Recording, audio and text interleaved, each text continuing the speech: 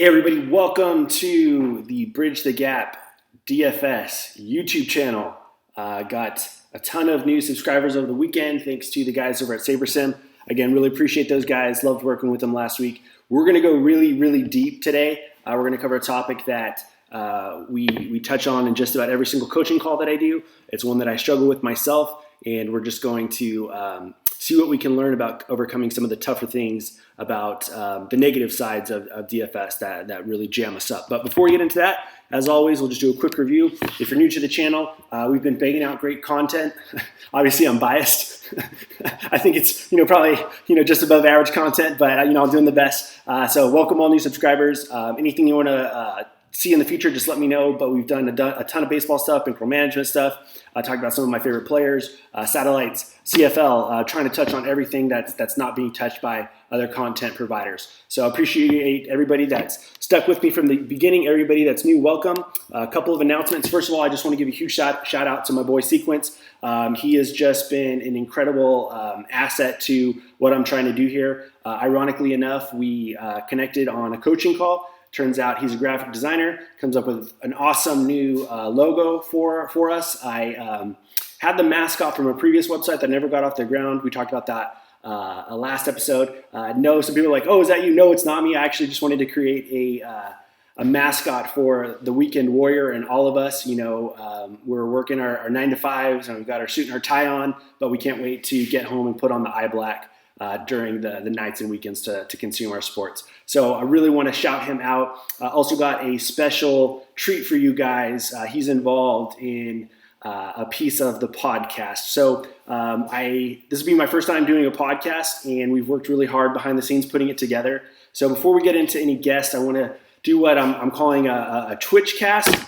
Just combining, for all of you James Altucher fans out there, he talks about taking two ideas and combining them to create something new and unique. So we're going to actually be doing a Twitch cast where we'll do the podcast live on Twitch. If you can attend, awesome. We'll just do live Q&As. You guys can ask me whatever you want to ask. And for anybody who can't attend, you'll be able to download the podcast on iTunes of everything that we covered. I know it's hard to sit in front of a computer and watch something, and I'm already asking you guys to watch over an hour, sometimes over an hour a week, and I know you guys have valuable time, so just trying to get you guys some more content to consume in more efficient ways on top of the video series.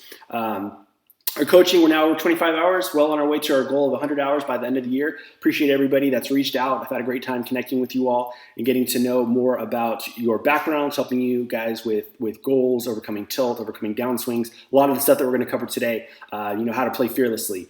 So today we're going to cover the Goliaths of DFS. Next week we'll take a look at how to take advantage of Daily Roto's free access that they run every Tuesday for baseball. And then in a couple of weeks we're going to do a tribute to my all-time favorite DFS player, Beat Bamajit. So without further ado, let's hop into this week's topic. Now we're going to go real deep. Some of these videos might be a little bit longer than normal. I try to keep them under 10 minutes. We've got about 52 slides to cover today, so I don't necessarily know if we'll be able to get under that 10-minute time limit. I do have my stopwatch going, so I'm going to try to be very aware of where we're at per video, and then stop at around the 10 to 15 minute mark because we're going to be connecting a lot of dots. So I want to get into this topic. It's a lot of people have heard of the story of David and Goliath, but I think it stops there. Hey, David was an underdog.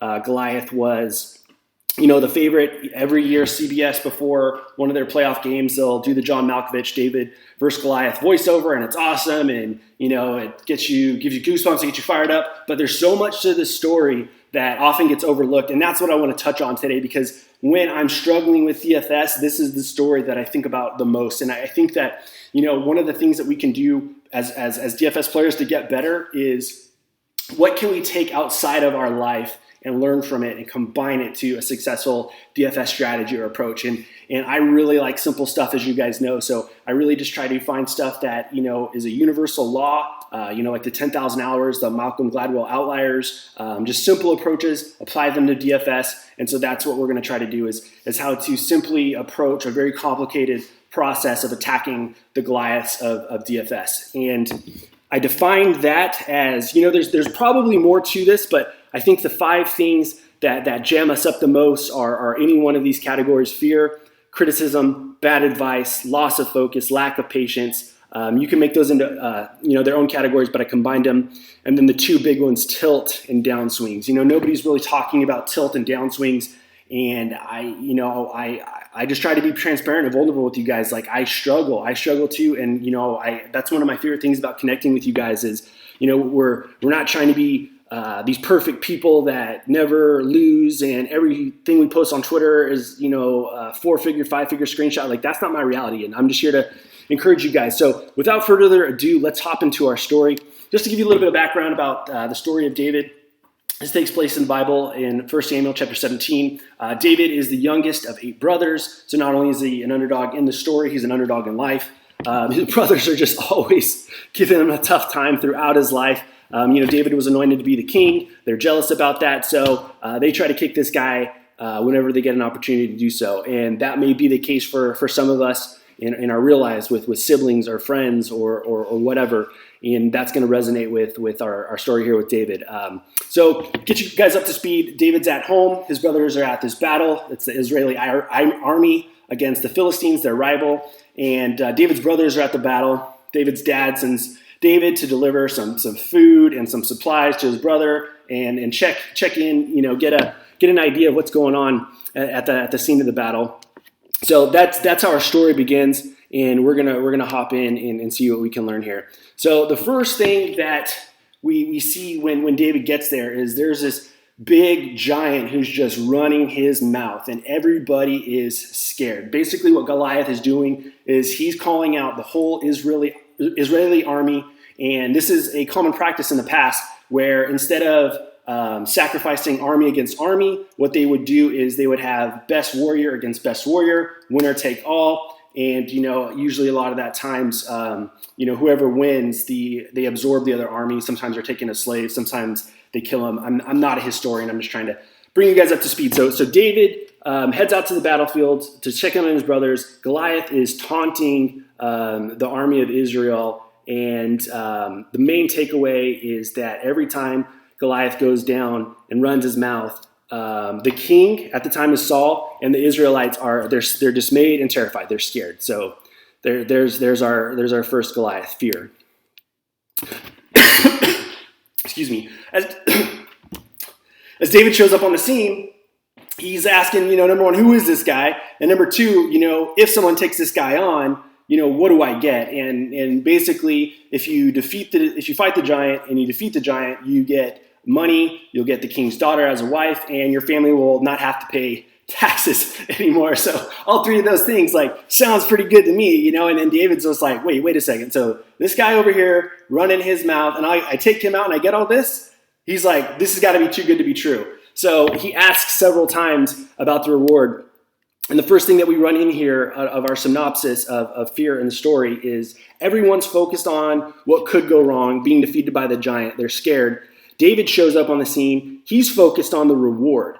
Very much so in DFS, it's risk versus reward. And some of the times we're too risk averse, and that's really jamming up our process. Or we're afraid of missing out on the chalk, or afraid of this sleeper, afraid of this, afraid of that, afraid of that. And I tell you guys all the time, we've got to purge ourselves of our fears. We're focusing on the wrong thing. Stop worrying about what everyone else is doing. Stop worrying about what Awesomo's doing. Stop worrying about what so-and-so who's not even a winning player is telling you what to do. Stop having the fear. Start playing your own game. Don't play a scared game. For you guys that have been on the calls with me, that's probably the number one thing that we talk about is how not to play a scared game.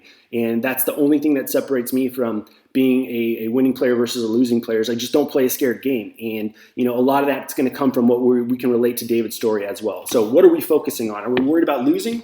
Are we worried about playing fearlessly and winning the prize? Because most often, and you see it night over night in lineup study and doing your homework, you see that the guys who are playing fearlessly, it's always like, oh my gosh, last night, everybody knew last night it was going to be the Yankees and it was going to be the Cubs and Braves because the wind was blowing out of Wrigley. And that's where everybody went. Who scored the most points or scored the most runs last night? It was the Phillies. So find the runs, win the slate. It's all applicable. But if you're too scared to think for yourself and look outside of what everyone else is doing, you've already lost. You've already lost the battle to fear. You cannot play this game scared. You have to play fearlessly. So I'm always going to harp on this. I've talked about it before. If we get on a chance to talk on a phone call and work together, we're going to talk about it on then. It's the number one principle that I try to bring to the table every single day before I start to play. And a lot of the times, if I'm feeling fear, I almost always know it's either I'm not prepared or I have too much money in play. And we've talked a ton about bankroll management and how to get prepared. So if you're new to the channel, please go back and watch those videos. I think they'll be very helpful for you. We're just under the 10-minute mark here of the first part of this series. I'm going to stop here, and we're going to jump into what we can do to overcome fear based off of what David did.